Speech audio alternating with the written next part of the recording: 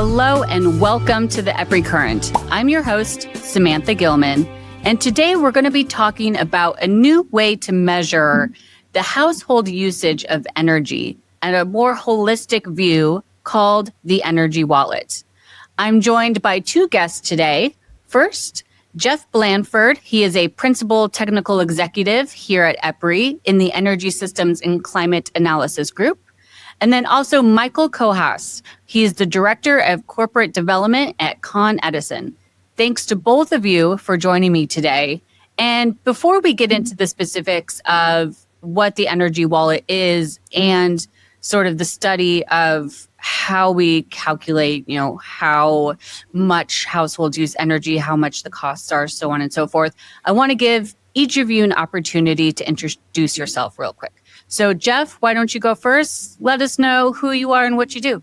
Great. Thanks, Samantha. It's great to be with you. So I'm a energy systems modeler. I've been doing this since grad school. I started over 20 years ago, was just really interested in how you can use math, optimization, sort of economic analysis to really understand and inform decisions about energy system transitions, technology trade-offs, how to sort of get more reliable, affordable, cleaner energy systems for this sort of more bang for your buck as we think about the opportunities going forward. So that's been a really fascinating set of work, and really excited to share some of our insights from this new report. Excellent. And Michael? Thanks. I'm very happy to be here. My name is Michael Kohlhaas. I lead the corporate development team at Con Edison. I'm fairly new to the utility industry. I was on Wall Street and in the city of London for about 10 years, mostly covering heavy industries. I then spent just over 4 years being the corporate development point for a small cap chemicals firm. And then at the beginning of last year, I was actually headhunted to join Con Edison. So I've toured the industries a bit, and I was put in charge of our long range affordability analysis. And this is why I guess I was invited here. Wonderful. So let's set the stage for our listeners. Geoff, can you tell us what inspired the creation of the energy wallet metric, and how does it differ from traditional measures of household energy costs and consumption? Sure. So the energy wallet is a term that we use, and others have used it, but we're trying to convey the idea that when you think about total energy costs that a household has to pay, it's more than just a utility bill. It's more than just the fuels that you use in the home. It also includes what you're spending on energy for transportation, which is often not included in the official metrics of energy affordability. So everyone has a sort of personal experience with sort of how they pay energy bills, and you pay utility bills in a different way than you pay gasoline. Buy gasoline sort of on the way to the store, whereas you've got a utility bill that comes sort of on your monthly in the mail. So what we wanted to do from an analytical perspective or modeling perspective is really dig into the data and there's a lot of great publicly available data at the state level from Energy Information Administration, other sources that really helps us capture what is this total spend on a per household basis? How does that vary across states?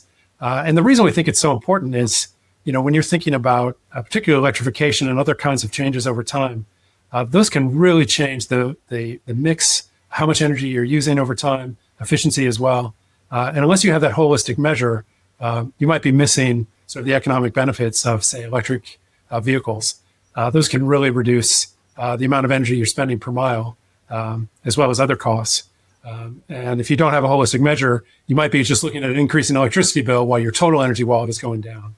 So that's why we think it's such an important metric to capture in our modeling as part of a better understanding of affordability and kind of the trade-offs involved in electrification technologies and decisions. So Michael, I understand that your team at Con Edison has been conducting similar calculations and discussions. Can you tell us more about that? Of course. I'm very happy to talk about this. Geoff touched on this. Energy affordability is a hot topic right now, and it's in the context of a much broader affordability challenge that our customers face. So energy costs, and in the household and for transportation, it's important to make that connection there, are parts of the overall living expenses that our customers face. they're a contributing, perhaps not a principal driver of overall living increases nationwide, in New York State, and certainly in New York City, and that has been highly publicized. So energy costs do play a role, and for us at Con Edison, it's really important to understand the affordability of our energy for our customers.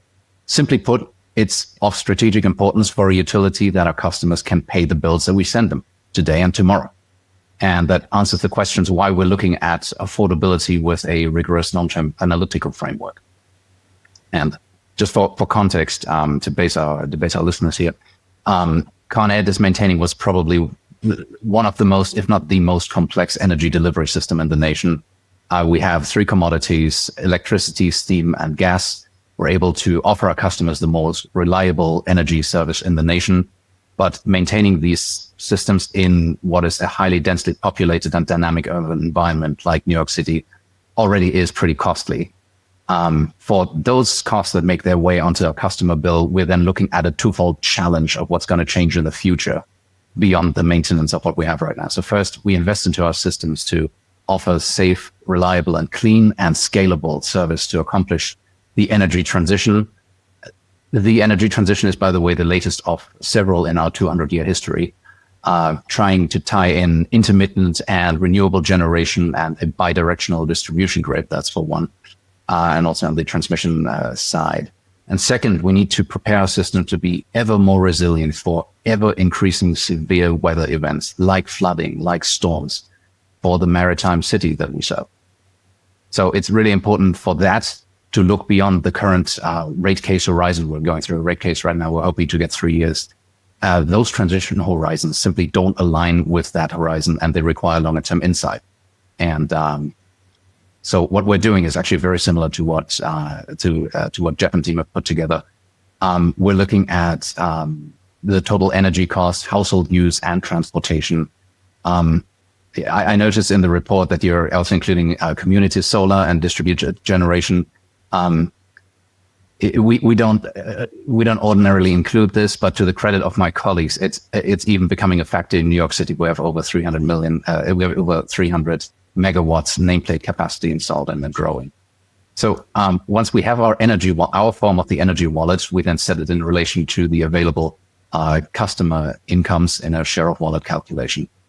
And the goal for us is to provide more insight into the broader affordability discussion internally and externally. We're listening very closely to the comments that we get from our customers and the interveners in our rate case. But I realize that our body of analytical work also has an important story to tell. It's certainly not a simple challenge, what the industry is tackling between the need for resilient and reliable energy, electricity, especially as extreme weather continues to increase in frequency. And like you said, the change of the generation mix. So it's an exciting time in the energy sector. Certainly. That's how I'm going to put it. So Geoff, along with this idea of the energy wallet, EPRI just put out a report talking a bit more about the specifics and whatnot. And in that, it projects a 36% decline in the average U.S. household energy wallet by 2050. What were some of the key assumptions behind that? And how sensitive is it to changes in policy and also fuel prices in the future? Yeah, so this report, you can visit the reports publicly available at energywallet.epri.com. The first part of it is just, as I mentioned, to try and what's the current energy wallet? What does this look like across states, both now, sort of in the latest year we have, 2024, and then what are the historical trends? And you can see a lot of really interesting information about how things vary across states, how things have varied over time, how they haven't varied over time once you adjust for inflation and sort of normalize per household. One of the most striking things that you see in the historical trend is the volatility from petroleum prices in particular. So gasoline prices are all over the place, and this can raise your energy wallet by almost a factor of 2, depending on whether it's an expensive gasoline year or not. The electricity component has been relatively steady on a per household basis over time. There's some nominal increases certainly in the recent history for a variety of reasons. But that was the first part of the report. as you mentioned, looking forward, we really were interested in how this metric could change with some projected technological and structural change in our future scenarios. And one of the things that our modeling has shown, at least when you look at it from an economic perspective, that adoption of electric vehicles is really poised, and we've seen it, right, especially in California, but in many other states, New York included.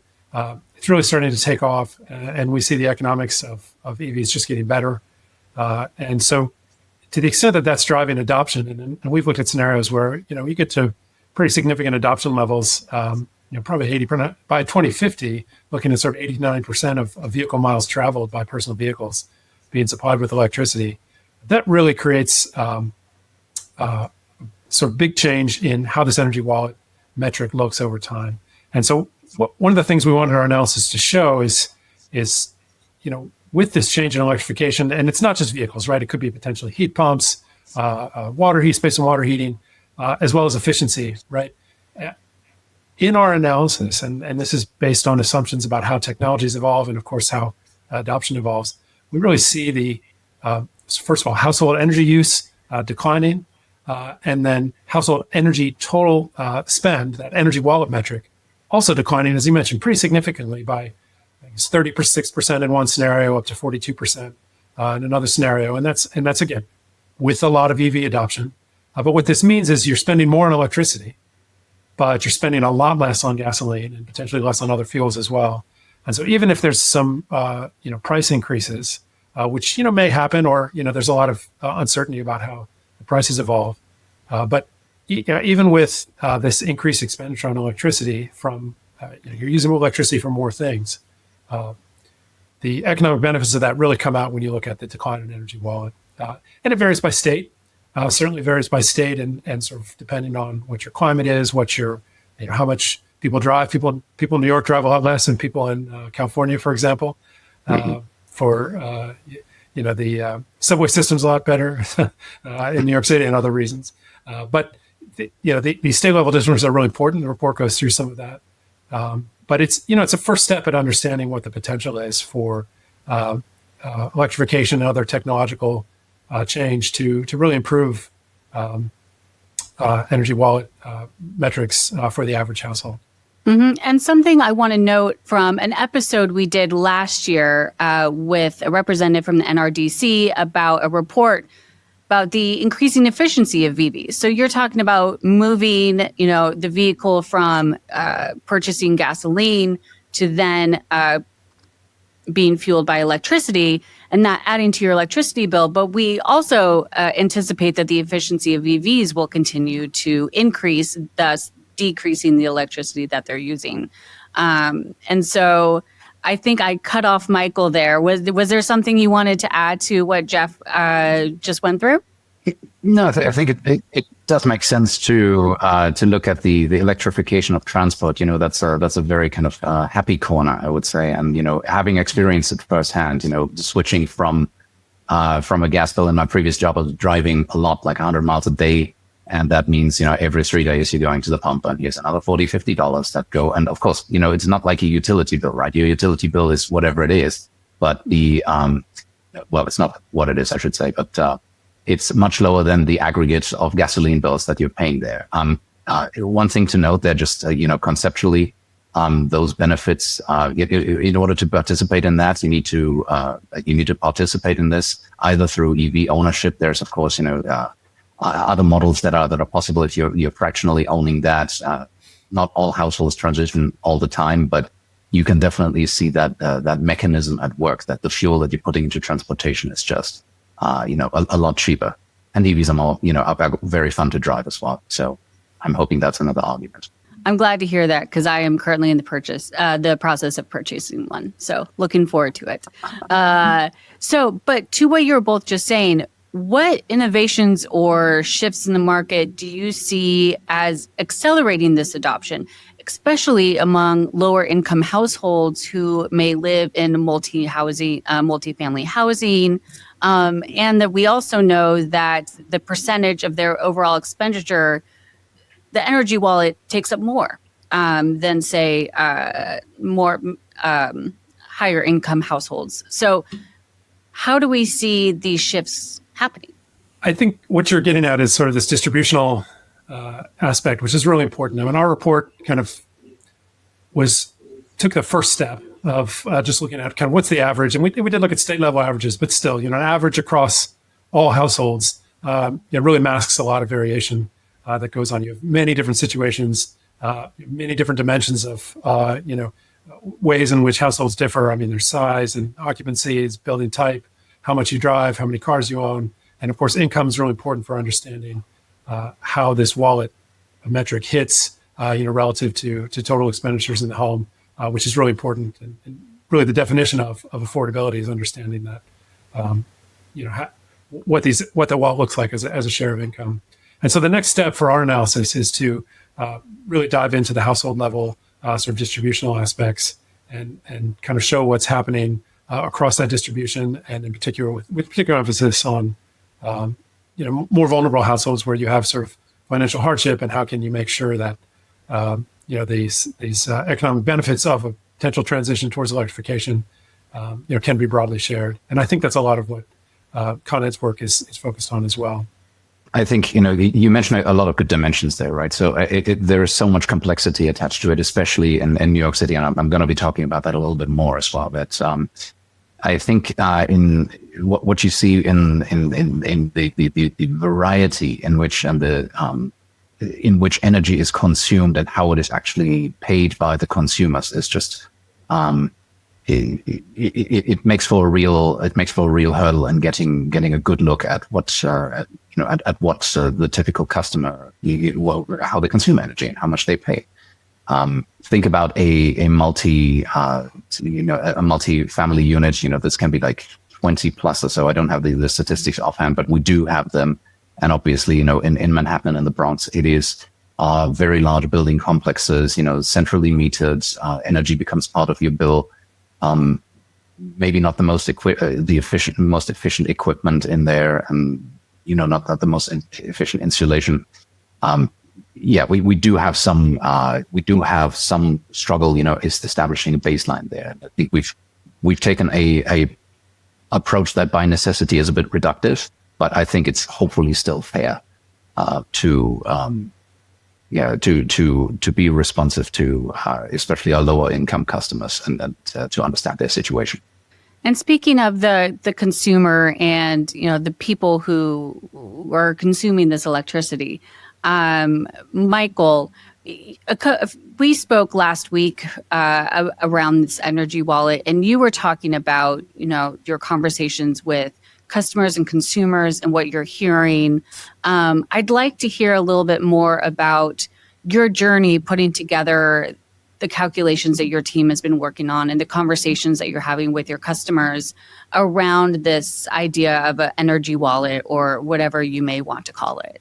Yeah, I think a lot of it is from us analytical people. It is learning about the processes that Con Ed is already using to address affordability issues, right? So we have energy efficiency programs. One snippet there. I think last year we saved 184,000 megawatt hours of energy, which is more energy than Palo Alto in California uses less residential energy than that. It was just a fun thing as I was trying to come up with some kind of comparison there. Mm-hmm. And for those of you who don't know, EPRI's headquarters is in Palo Alto. So good tidbit there. That was not deliberate. It's just the most well-known city that kind of fits underneath that threshold, basically. But it's just a happy coincidence, don't we think? So we have the energy efficiency program. So we're actively encouraging our customers to use less of our product, right? We have budget billing that helps address the peak bills, right? We have energy assistance program, very important tool for the states to deliver policies to cap customers' bills below that, often used and rarely defined kind of 6% threshold that we see in common usage as 6% of household income. That's where we try to cap the customer bill, and we reach 450,000 customers with that. That program is also being expanded because we recognize that We're essentially just shifting burden upwards, and now we're addressing that, and we have the political backing to actually do this, the policy backing. In our capital planning, right, we prioritize things like multi-value investments that achieve more than one objective, at the same time, like, strengthening the core of our utility business, but also increasing resiliency, or being able to receive, tie in clean energy, right? So we are prioritizing those dollars there where we can get just more bang for the buck, just on the planning side. I think so that was a journey of discovery, right? For somebody who comes at this, from, with a clean slate and just tries to understand this. And I'm so thrilled because, so many of our colleagues, they administer the parts of this, and they do it phenomenally well, and they have real success there. But for the first time, I think we're aggregating this into sort of integrated and strategic level view, where all of these moving parts essentially are also being put together dynamically in a kind of large model. Maybe one day it'll pass 1 million cells. I don't know, but it can deliver highest level insight, while also taking into account all of these details that actually make up a customer bill. If I were to, just to call out one thing, yes, Con Edison, people commonly associate with, New York City and, the metropolis and the iconic pictures that we have there, right? They float around. But we also serve, the county of Westchester and suburban and rural areas in Orange and Rockland counties. We have a subsidiary, Orange and Rockland, that is doing that, and also parts of northern New Jersey. Very significant. I mean, with the averaging approach, you will only ever get so far. You really need to, become a lot more bespoke than that if you're doing it on the utility level, I think. Right. So you have significant variation in housing sizes, energy usage footprints, available incomes. Another tidbit: median income in the Bronx is $50,000 per year. National average is about $80,000 per year, and a few miles north in Westchester, it's $120,000 a year. Right. So very, very different circumstances that our customers are facing. And if we're just cramming this into one average, it's overly reductive. We needed to evolve from the kind of average unit cost into something more bespoke. And we developed different customer profiles and, income levels, conceivable and plausible housing circumstances conveyed by these income levels, and what the energy footprint would be from that. And one thing that really stuck out to me when I started this journey, and we started about a year ago, is in Con Edison's, that is kind of the Secconi, the Con Edison company of New York, our customers consume less than half of the national average energy. So people commonly compare our rates with themselves, and they like how favorable it makes them look. But the truth is, we need to look at the dollar bills as well, to the energy wallet methodology, right? How many dollars does our customer actually spend?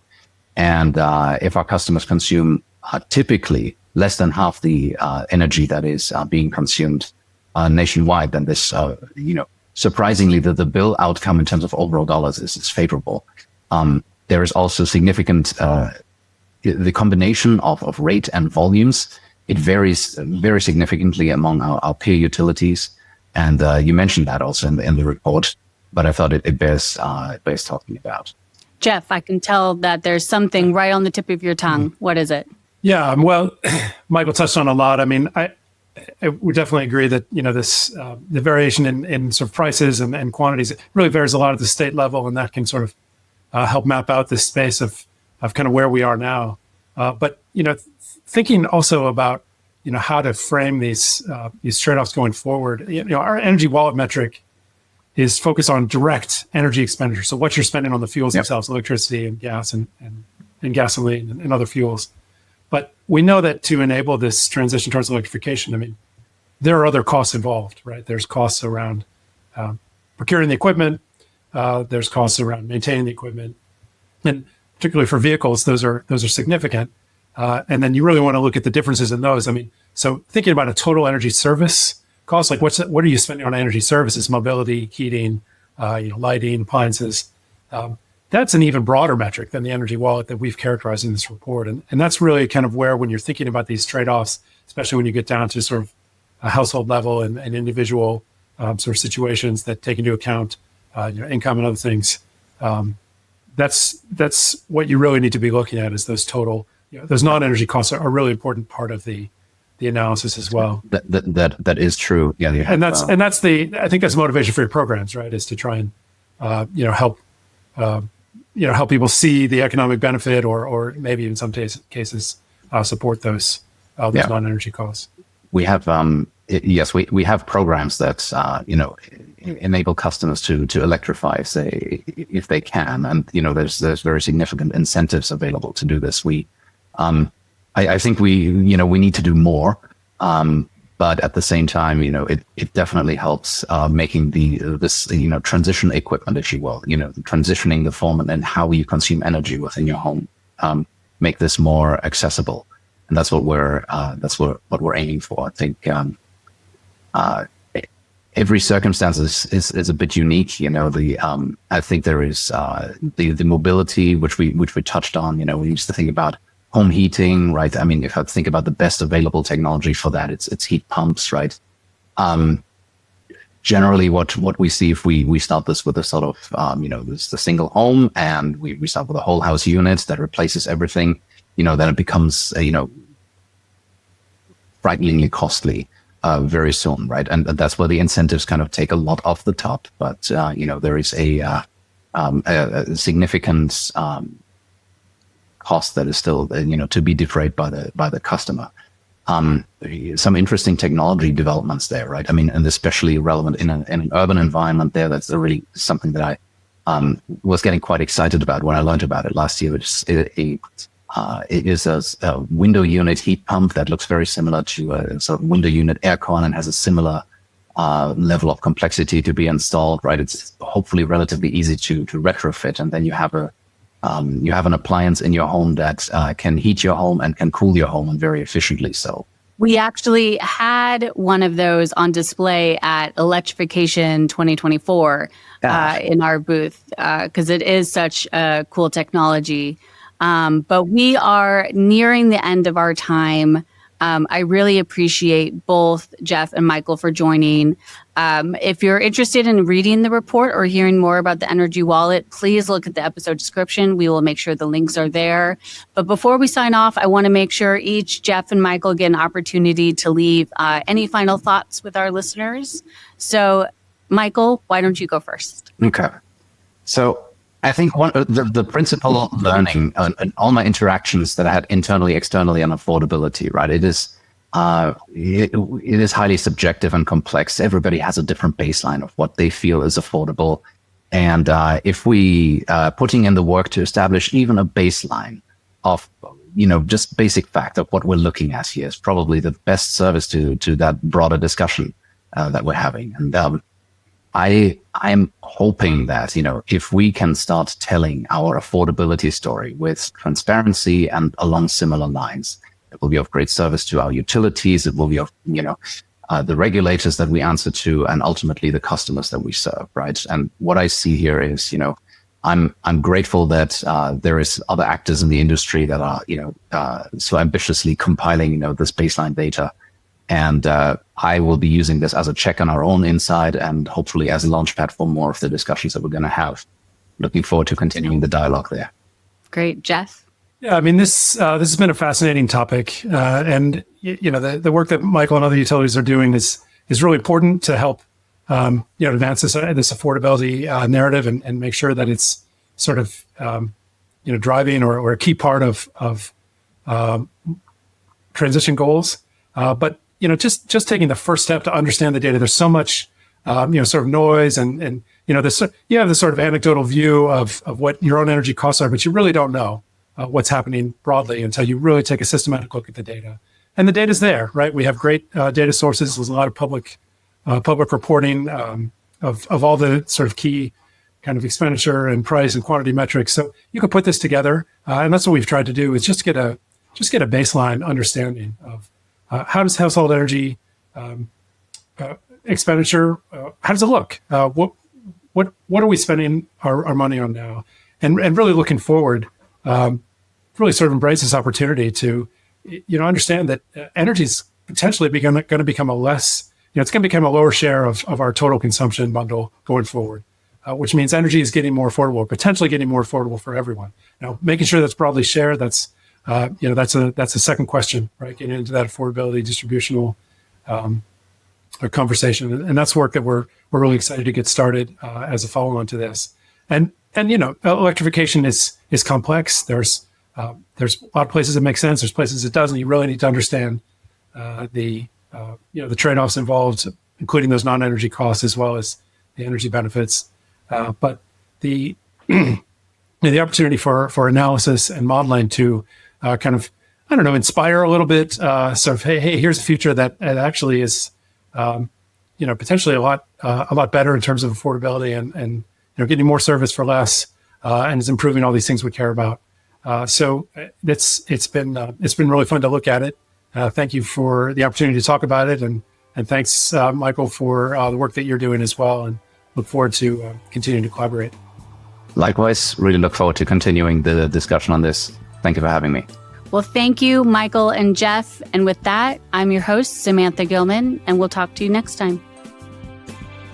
If you liked today's show, we invite you to subscribe to our podcast and feel free to share with your colleagues and friends.